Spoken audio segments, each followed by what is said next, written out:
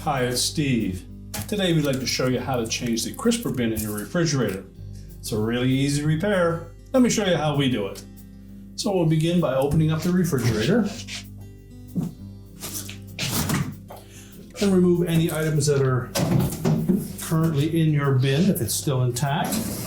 Pull it all the way out of the crisper frame and discard it. Typically what happens, these will break up in the corners.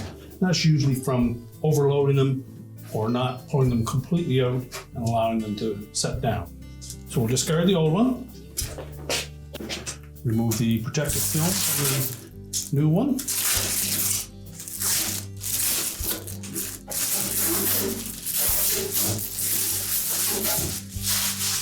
We'll carefully line that up with the track,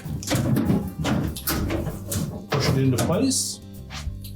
And to ensure a long life with your crispers, I always want to make sure that when you pull them out, don't allow any excess weight to sit on them when they're only partially hinged at the back.